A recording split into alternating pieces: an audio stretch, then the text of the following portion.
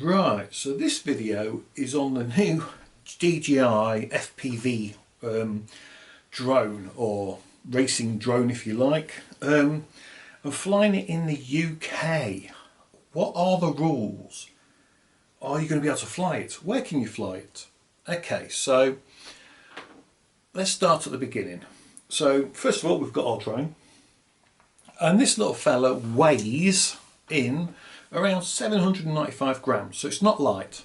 Okay, now instantly you're thinking, oh yeah, so it comes into kind of where do you want to fly. So there's two ways to do it. Actually there's three ways to do it.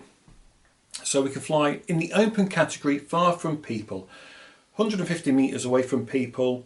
You will have to have a spotter. So you put the headset on, you have your spotter, and you can fly and go around, okay? And you'll stick to the FPV rules where the spotter must be able to see the aircraft to warn you, and they'll be checking the airspace to warn you about incoming aircraft. Okay, so that's the first way we do it in the A3 open category. Now there is the A2 CofC, of course, which, as the aircraft is not C rated or UK marked at all, okay, so this aircraft has no rating on it at all. And I think this might be a sly move by DJI, if not a clever move actually, not to have it rated. So the A2 CofC will give you a short period of time where you may be able to fly it in parks at beaches, where you can have 50 meters, okay, horizontal separation all the way around it. That is a big area, but for a few areas it might work, okay, but this thing can do 75 miles an hour plus. So the A2 CofC may give it a short lifespan, being able to fly at a beach, keeping 50 meters away from people, okay, and stuff like that. So there's a small window there, but you will still need your spotter, okay. You must have one spotter with you, okay, and they've got to be able to see the aircraft, like I say, checking around, making sure you know about any incoming aircraft or any other potential hazards that may come into your airspace. Now, the final way, okay, and probably the best way to actually fly the DJI FPV drone is actually under Article 16. So Article 16 is going to be the winner, okay. Now, everyone's going, what? Why is that? Why is that? Well, the Article 16 has an allowance for racing drones, okay, and the rule is you cannot be in a built-up area or congested area, okay, so it's far from people. It has to be a sterile environment. So basically it could be a farmer's field that you rent. So there's, let's say there's 5 or 6 of you get together, okay, and you fly in this field, right, but it's in a sterile environment, no one else goes in the field or anything else. There could be 6 of you, okay, and you all want to go out and fly at the same time. Now, as long as you have one spotter for 6 aircraft, okay, that is fine. So what they allow is you to go off and you can all go racing around. That one spotter is there to look out for other aircraft to warn you, okay, about incoming air hazards, okay. But you are then limited in height as well, okay. So you can actually only go 50 meters above the surface. So basically you stay in kind of low, okay. You can whiz around at 75 miles an hour plus. You're in a sterile environment. You've got one person spotting. The other 5 or 6 of you can tear about like lunatics, and that's great. That is really good. I think some people will go, oh, is that it?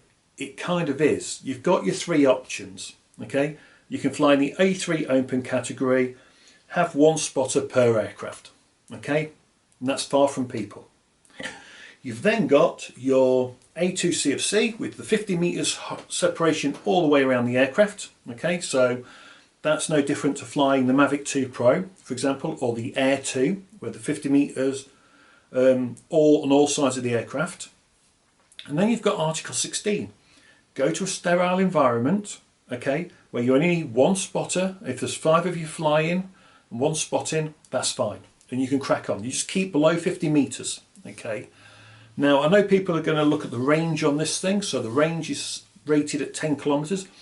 I think they've gone for that kind of range in 2.4. I'm wondering if it's because people will want to fly low and fast, and when you're doing that kind of flying, if there's a tree in the way, okay, you want the signal to get through, and the only way to do that would to be boost the signal in some format. So I am wondering if that's why. Okay, it's only got a 20-minute flight time, so whatever you do, if you are brave enough to send it out 10k and do something daft, right, remember it's only got 20 minutes. It's not got as long a battery as the others. It is a 6S battery, okay, so the battery is going to be big and heavy, so just bear that in mind. Okay, but for the DJI FPV drone that's coming, I would recommend looking at joining FPV UK or BMFA or one of the other two associations. You get your public liability insurance included, okay, and for $19.99 with FPV UK, you'd be quite good in a sterile environment with the racing drone, with a bunch of mates, with a new DJI aircraft. You can be fine. You can be fine out there, out the way, okay. It's not the kind of machine you'll be flying in built-up areas, let's put it like that. It's just not for that, okay.